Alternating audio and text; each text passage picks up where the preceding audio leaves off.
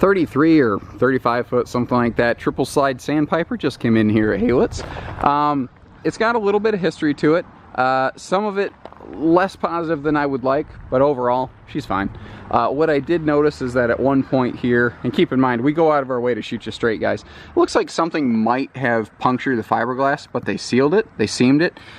They did some resealing up here, so if something needed attention, it got it. They did what they needed to do on this RV, but she's also not 2 years old, you know, so keep in mind, you have to look at this thing through the lens of time and understand that it's gone through some years and some use. It's been used, but hasn't been beat up by any means. There's a lot of trailer left in here. It's definitely been stored outside. The decals have seen some sun, but that's to be expected, really. There's only so much you can do with them.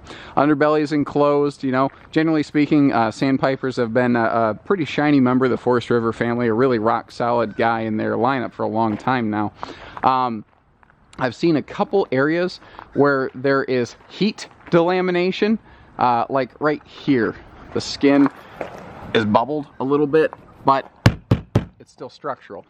The way that's called toad skinning. What happens there is when that wall is laminated, there's air sealed inside that wall. Unfortunately, for a long time, manufacturers weren't understanding how that was going to affect the RV long term, and they didn't put a vent in that wall. They didn't let the air breathe in the wall. Well, when the gases inside the wall get hot and expand, it was causing the exterior skin to bubble out, you know, proportionately speaking. So there's nothing wrong with the wall. The skin just bubbled in a couple spots. You know, it's cosmetic, but it's there. But we're also not asking full book value for this thing either. We take stuff like that into account. We try to price things fairly. And seriously, why would I go out of my way to tell you what, you know, may not be perfect with this trailer, you know, if we weren't being fair about it? Hi folks, welcome to Halitz. I like the triple jalousie window there. You can get some really good airflow going on rainy days with jalousie windows. That's something that's just kind of faded in time. You don't see those used a whole heck of a lot anymore.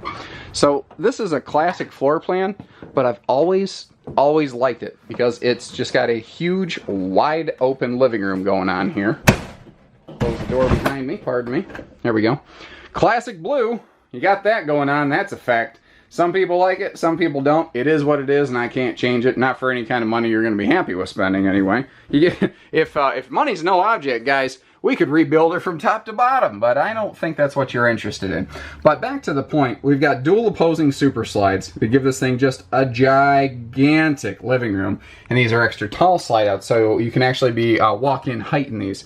Where that's nice is like right here, if you slide this chair out and you stand up, you can see that even a tall guy like me has headroom in here. Now it's close, but close counts. You know, you still got room. So that's a traditional hide bed. You can fold that down for extra sleeping, and I like that since the side's super tall, they could put storage all the way through the top because every ounce counts. If you've watched any of my videos, you've heard me fire that phrase out there more than once. Every ounce counts because, buddy, it is true. These are dual recliners in the back, so we've got leather recliners with some nice fabric accents, but what's nice is everything's original, so everything matches. Now, it does look like they've had various TVs in and out of this thing a couple different times, because you can see where there are some surface scars on the sticker wrap on that cabinetry right there, but yeah, whatever. It is what it is. You could easily just throw a different TV in there and no big deal. But, you know, that stuff is there. I don't hide things. I call them as I see them. I at least want you guys to know that we're being fair about how we represent our inventory. 8 cubic foot fridge and freezer, by the way, so a little bit bigger than the average bear in a fifth wheel.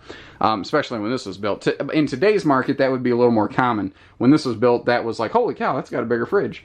Now, it's deceptively big because the kitchen is all in the slide out. Plus, you've got all that pantry storage. Like, people want to look at this and say, oh, that's all the kitchen there is. No, no, no, no, no. You got to add all that in there, too. So it's actually quite big. Great drawer and cabinet space in addition to this giant floor-to-ceiling pantry.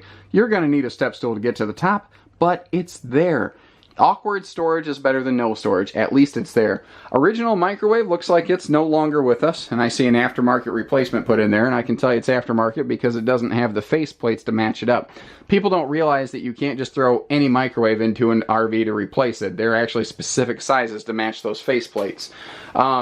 The counters here wrap around. They give you a very easily accessible counter space. And what I like is the massive sink in here. So usually you get one sink base in this size and then one half size, a 60-40 split.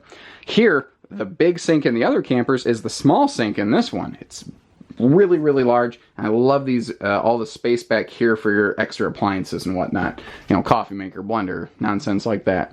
Moving on up, heading upstairs. So, previous owners had an aftermarket bed in here that they really liked. So, the bed that was in the trailer that they bought came in this one. So you have a brand new, never slept on mattress in this nice used fifth wheel. That ain't all bad. It's kind of nice to know you don't have to replace that or worry about anything. I don't have any specific problems with the folks that traded this in by any means, but everybody's different. And, you know, sometimes it's a comfort factor knowing that nobody slept on your bed. It's a very personal space, you know. Huge sink. That's a Forest River classic feature right there. Forest River has always been really good about really big sinks, and I've always liked that about them. But this has a double-sized medicine cabinet.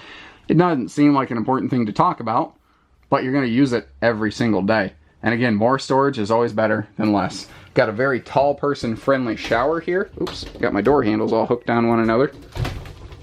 So big corner shower with lots of elbow room and a big skylight to keep her nice and lit up even on rainy days. And we have an upstairs max air fan to give you lots of good airflow here if you don't want to run the AC full time. Over here, classic either giant closet, or you could probably throw like a washer dryer in here if you were so inclined. I see there's some sort of plumbing there. That's probably a ventilation for something or other in the tanks, but it would be an easy place to plumb into. If you're looking for like a park model type thing, you know, this might be a really nice one just to park at a park. Yeah, that's the right way to say that. Somewhere. Common closet style bathroom, not fancy, but effective. But what more do you're not looking for a fancy bathroom so you can spend time in the bathroom. You know, you want to spend your time over here in this big double slide living room. So that's this one in a nutshell. She's not perfect, but she ain't dead, and she's far from being problematic. So give us a call, 800-256-5196, Haylet RV of Coldwater, Michigan. Take care, stay safe, have fun, and happy camping, everyone.